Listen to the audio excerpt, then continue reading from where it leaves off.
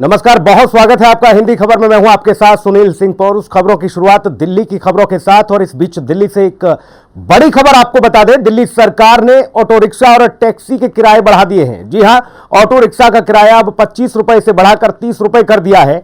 1.5 kilometre बाद प्रति kilometre का किराया 11 रुपए हो जाएगा। और आपको बता दें कि दिल्ली में पहले 9.5 रुपए प्रति किलोमीटर किराया था। टैक्सी का किराया 25 रुपए से बढ़ाकर 40 रुपए कर दिया गया है। तो ये बड़ी खबर आपको बता रहे हैं। इस वक्त की बड़ी खबर, टैक्सी का किराया 25 से बढ़ाकर 30 रुपए। तो वही आपको ये बता दें कि 25 से बढ़ाकर 40 रुपए कर दिया गया है ये किराया। दिल्ली सरकार ने ऑटो रिक्शा और टैक्सी के किराए में बढ़ोतरी की है। दिल्ली सरकार ने ऑटो रिक्शा और टैक्सी के किराए में बढ़ोतरी कर दी है। 25 से ऑटो का किराया 25 से अब 30 रुपए कर दिया है। और इस बीच 1.5 किलोमीटर बाद प्रति किलोमीटर का जो किराया रहेगा वो 11 रुपए प्रति किलोमीटर रहेगा। 1.5 किलोमीटर बाद प्रति किलोमीटर 11 रुपए आपको चार्ज देना होगा। दिल्ली में पहले 9.5 रुपए था, लेकिन अब आपको 11 रुपए चुकाने होंगे। और टैक्सी के किराए की अगर बात की जाए तो पहले जो 25 रुपए थे, अब उसे बढ़ाकर 40 रुपए कर दिया। तो दिल्ली सरकार ने ऑटो रिक्शा और टैक्सी के किराए में बढ़ोतरी की है। ये बड़ी खबर आपको बता रहे हैं। यूपी सरकार के मंत्री दिनेश प्रताप सिंह से हिंदी खबर ने खास बातचीत की। इस दौरान उन्होंने आजम खान को लेकर कहा कि राजनीति में विरोध जरूरी, लेकिन उसकी एक मर्यादा होनी चाहिए। आज योगी मॉडल की हर ओर तारीफ हो रही है। आप भी सुनिए क्या कुछ उन्होंने कहा। हमारे साथ बातचीत करने के लिए उत्तर प्रदेश सरकार में मंत्री दिनेश प्रताप सिंह जी। सर, आजम खान की बात करें तो अपने बयानों को लेकर अक्सर चर्चा में रहा करते थे। देखिए, उन्हीं हेट स्पीच मामले में जब प्रधानमंत्री मोदी जी पे उन्होंने की थी, उनको कोर्ट ने 3 साल की सजा सुनाई है। निसंदेह हम लोगों को राजनीतिक क्षेत्र में सामाजिक मर्यादा के भीतर ही किसी का विरोध करना चाहिए। तो जैसी राजनीति आजम खान ने सीखी है, जैसा आजम खान की अगली पीढ़ी को सिखाया जा रहा है, हम सब राजनीतिक लोगों के लिए ये उचित किसी दशा में नहीं है। और अगर हम लोग ऐसे अपने सामाजिक दायरे से बाहर जाते रहेंगे तो न्यायालय इस तरह के हस्तक्षेप करके हम लोगों का राह भी दिखाएगा। और हम लोग अगर सीमा लांघेंगे, ऐसी हेट स्पीच देंगे, समाज जिसको स्वीकार नहीं कर सकता, तो अंजाम यही होगा जो आजम खान का हुआ है। सर, देखा गया, देखिए आजम खान तो आजम खान, अखिलेश यादव भी कहीं ना कहीं अब इलेक्शन कमीशन के देखिए शिकंजे में कसते हुए नजर आ रहे हैं। क्योंकि देखिए इलेक्शन कमीशन ने उनको नोटिस जारी किया है, क्योंकि उन्होंने एक बार टिप्पणी की थी कि देखिए यादव और मुस्लिम वोटर्स जो हैं वो चुनाव आयोग ने प्रभावित किए थे। देखिए, जाति के आधार पर न राष्ट्र बन सकता है, न जाति के आधार पर कोई प्रदेश बन सकता है। हमारे देश के यशस्वी प्रधानमंत्री जी का कहना है कि हम सबका साथ और सबका विकास की नीति पर विश्वास करते हैं। और वैसा ही आचरण भारतीय जनता पार्टी का बूथ अध्यक्ष से लेकर के और राष्ट्रीय अध्यक्ष तक सब लोग उसका अनुपालन करते हैं। हमारे यहाँ जाति का कोई स्थान नहीं है। जो भी भारत की सीमा में रहता है वो हमारा भाई है, भारतीय नागरिक है।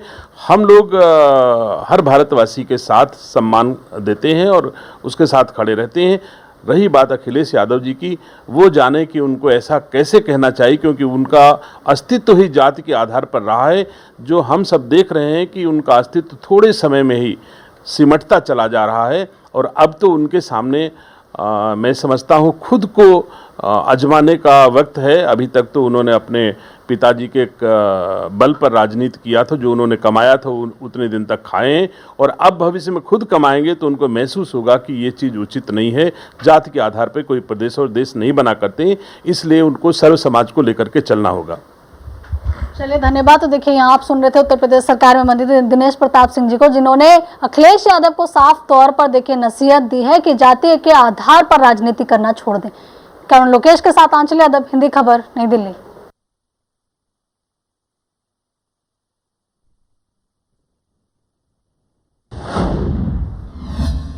हिंदी खबर ने राज्यसभा सांसद प्रमोद तिवारी से भी खास बातचीत की। उन्होंने कहा कि जो भी देश के खिलाफ बोलेंगे उनके खिलाफ सख्त कार्रवाई होनी चाहिए।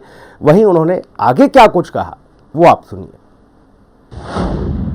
प्रधानमंत्री मोदी ने चिंतन शिविर में जिस तरीके से संबोधित किया है और तमाम तरह की मुद्दों पर चर्चा भी की है और खासतौर पर देखिए नक्सलवाद पर भी उन्होंने चर्चा की, जिस पर ये कहते नजर आए कि देखिए जहां एक तरफ बंदूक वाले वहीं दूसरी तरफ कलम वाले भी देखिए नक्सलवादी, उन पर रोकथाम की जरूरत है। हमारे साथ बातचीत करने के लिए है कांग्रेस के वरिष्ठ नेता और राज्यसभा सांसद प्रमोद तिवारी जी।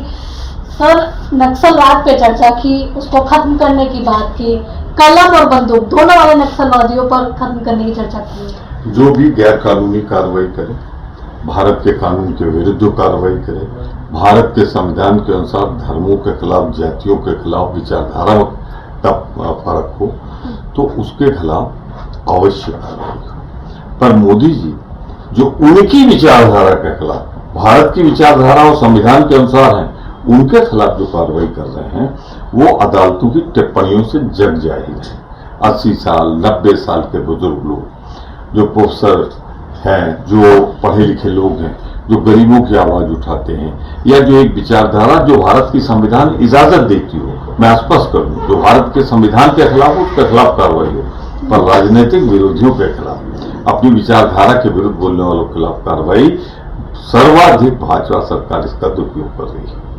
दुरुपयोग की बात आप कर रहे हैं, वही देखा गया, देखिए किरण रिजिजू जो कि केंद्रीय मंत्री, उन्होंने एक बयान दिया है कि देखिए जवाहरलाल नेहरू जी जो कि देखिए पूर्व प्रधानमंत्री रह चुके हैं, उन्होंने ऐसी कई गलतियां की हैं जिसका हर्जाना लोगों ने भुगता, अपनी जान गंवाई। कश्मीर मामले को लेकर टिप्पणी की है। देखिए, यह तो मुझे लगता है किरण रिजिजू को इतिहास का ज्ञानी नहीं है, यह गलत लेखक की गलत पुस्तक पढ़ लेते हैं। इस देश पे कर्ज है पंडित जवाहरलाल नेहरू का, जिन्होंने 1929 में रावी नदी के किनारे बैठकर पूर्ण स्वराज का नारा दिया था कांग्रेस के अधिवेशन में। 12 से 14 साल जेल काटी, जिन्होंने जब देश आजाद हुआ तो आधुनिक भारत की आधारशिला रखी। पर यह लगता है नागपुर की पढ़ी हुई किताबें, लिखी हुई किताबें विकृत विचारधारा के पटकथा लिख जाती है और किरण रिजिजू बेचारे पूर्वोत्तर से आते हैं, उनको मजबूर किया जाता है कि वो बोले, वरना अपने पूर्व प्रधानमंत्रियों के खिलाफ इस तरह बोलना और जो देश के महानायक रहे, मैं समझता हूं भारतीय जनता पार्टी की एक ऐसी राजनीति है जिस पे क्षमा नहीं किया जा सकता। अरे किरण रिजिजू जी, जरा अपना मंत्रालय भी देखिए, विधि मंत्रालय लगता है भूल गए हैं आप तो सिर्फ भाषण वीर बन गए हैं। आपसे अरे देखना है तो उसी कश्मीर में, लद्दाख में जरा देख लेना, बगल में